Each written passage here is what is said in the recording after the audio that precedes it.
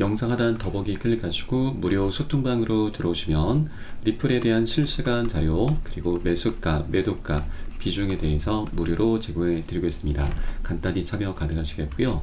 자, 최근 리플이 2주간의 횡보세를 좀 마무리를 지으면서 이틀 동안 10%의 상승력이 나오고 있습니다. 자, 단기 상승에 따른 피로감으로 어제는 살짝 조정을 했고 오늘은 다시 살짝 반등 흐름이 전개되고 있습니다. 여전히 리플은 시장의 집중적인 관심을 끌고 있습니다. 자, 소송 이슈가 이제 곧 마무리 국면으로 접어들고 있는데 이것은 제가 잠시 후에 다시 한번 말씀을 드리겠고, 우선 리플 같은 경우는 이 펀더멘탈이 굉장히 뛰어난 코인입니다. 자, 실제 과거 이더리움까지 넘어서면서 시가총액 2위까지 올라선 코인이죠. 자, 과거 기사를 보시면 이더리움을 넘어서 시총 2위까지 올라선 코인입니다. 그렇게 이 펀더멘탈이 굉장히 뛰어난 코인인데 SC로부터 소송을 당하면서 하방 압박을 계속 받아왔었던 것이죠. 그래서 이제 소송 리스크가 사라지게 되면은 이더리움을 바짝 뒤쫓게 되면서 현재 이더리움과의 격차가 9배 정도 나오고 있는데 이 격차는 자연스럽게 좁혀지게 될 것입니다. 자, 그 과정에 우리가 최소 리플의 수익 9배 정도는 기대를 해볼 수가 있는 것이죠. 자, 이번에 이 미국의 투자은행 훌리안 로키에서 발간한 보고서에 따르면 자, 리플은 스위프트의 주요 경쟁자로 부상하고 있다는 전망을 내놨습니다.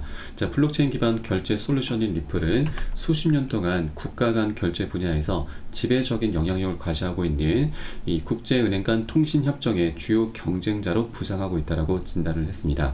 자, 보고서는 자, 현재 국가 간 결제를 통해서 매년 190조 달러 규모의 거래가 이루어지고 있고, 따라서 기존 스위프트의 비효율성과 높은 비용을 개선할 수 있다면 상당히 수익성 있는 시장이 될 것이다 라면서, 자, 리플의 블록체인 기반 시스템은 전통 은행 시스템에 비해서 결제 시간을 단축하면서 동시에 수수료도 낮출 수가 있다는 점을 강조를 했습니다. 자, 리플의 펀더멘탈이 굉장히 뛰어난 부분을 우리가 다시 한번 확인할 수가 있습니다. 자, 그리고 많은 분석가들이 이 관련해서 앞으로 향후 리플의 목표 가격에 대해서도 언급을 했는데, 자, 스위프트 거래의 10%만 처리하게 된다 하더라도 리플은 약 $1,000를 돌파할 수 있다는 분석입니다. 자, 결국 리플이 이제 감당해야 되는 그 수요가 엄청나게 폭발하게 되면은, 자, 그에 따라서 가격도 자연스럽게 급등력을 보일 수 있다고 하는 것이죠.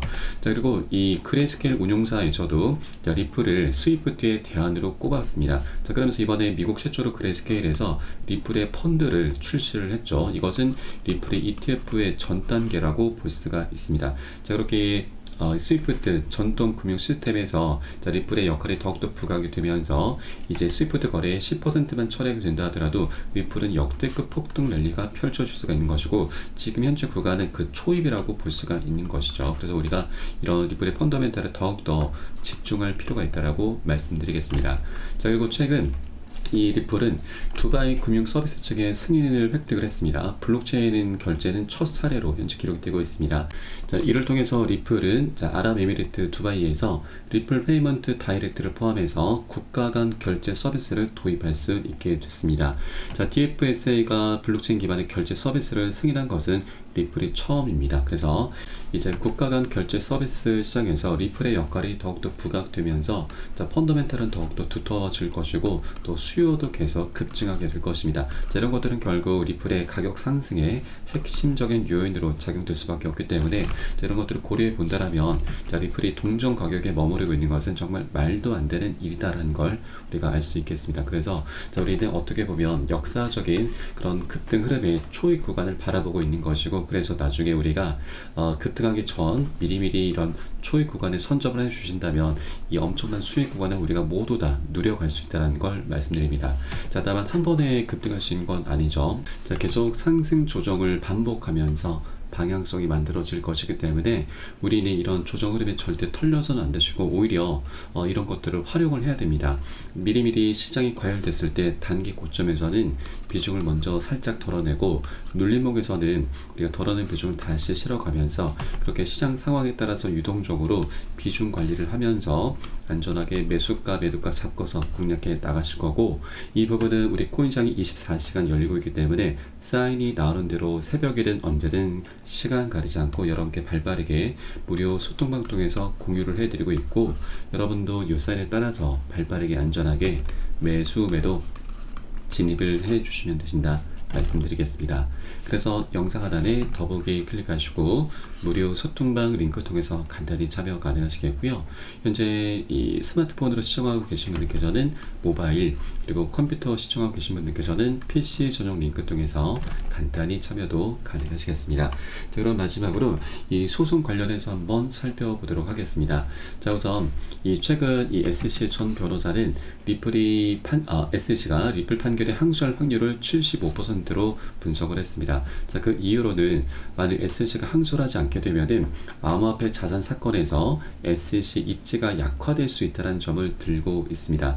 자, 반면 리플 같은 경우는 이 사건이 이제 사실상 종료가 되었다라면서 항소 가능성을 부인을 했고, 또 SC가 항소하는 것에 대해서 크게 개의치 않는 모습을 보이고 있습니다. 자, 그리고 이 전 변호사 같은 경우는 이렇게 75%로 뭐 당장이라도 SC가 항소할 것처럼 언급을 했는데, 자, 최근 그 입장이 좀 변하고 있습니다. 최근에 SC의 동향을 전한 이 파겔 변호사는 SC 항소가 쉽지만은 않을 것이다라는 견해를 밝혔습니다. 자, 이 SC가 법원의 판결 자체를 뒤집기 위해서는 SC는 자기네들의 논리를 뒷받침할 증거 준비가 쉽지가 않고, 이에 항소 결정이 지속적으로 연기되고 있다라고 밝히고 있는 것이죠. 이제 마감 기한이 얼마 남지 않았습니다. 10월 7일 딱 5일이 남았죠. 그래서 이 10월 7일 날 SC가 만일 항소를 하거나 항소를 포기하거나 입장이 이제 드러나게 될 것인데, 일단 SC 같은 경우는 만일 항소를 하더라도 승소 가능성이 10% 미만입니다. 법원에서는 이 판결에 대해서 피해자나 사기꾼이 없다라고 이미 판결을 했고, 또 만일 항소를 하더라도 항소 법원은 지방법원 판사들의 결정을 뒤집는 사례가 10% 미만이다라고 하는 사실입니다. 그래서 이런 것들을 SC가 다 무시하고 만일 항소를 감행하게 되면은 그 앞길은 굉장히 험난할 수밖에 없는 것이죠. 자, 그리고 정치적인 상황도 우리 리플에게 굉장히 유리하게 흘러가고 있습니다. 자, 해리스 민주당 측에서는 최근 SC의 접근 방식으로 인해서 민주당이 디지털 자산에 대해서 부정적인 견해를 가지고 있다라는 대중의 인식이 있다. 그래서 새로운 리더가 필요하다. 결국 게리 겐슬러 SC 의장을 혁신 친화적인 규제자로 교체할 것을 암시하고 있습니다.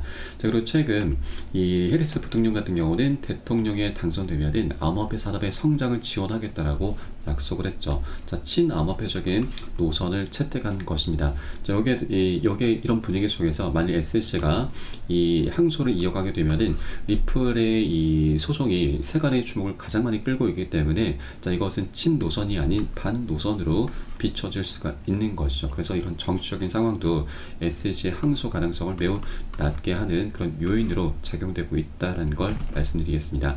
자, 그런데 만에 하나 SC가 만일 이런 모든 정황들을 무시하고 항소를 감행할 수도 있죠. 이런 가능성 우리가 배제할 수는 없습니다. 그런데 괜찮습니다. 항소를 하게 되면 일단 리플은 급락 흐름이 전개가 되는데, 오히려 이 항소를 하더라도 기각되거나 패소할 확률이 굉장히 높기 때문에 오히려 이 리플이 갖고 있는 법적인 불확실성이 완전히 사라지는 그런 계기가 될 수가 있는 것입니다. 그래서 이런 급락 흐름에 대해서는 고래 세력들이 이런 불확실성 해소로 인해서 단기 급락에 따른 저가 매수세를 강력히 유입을 시키면서 이제 본격적인 급등 랠리가 시작이 될 수가 있습니다.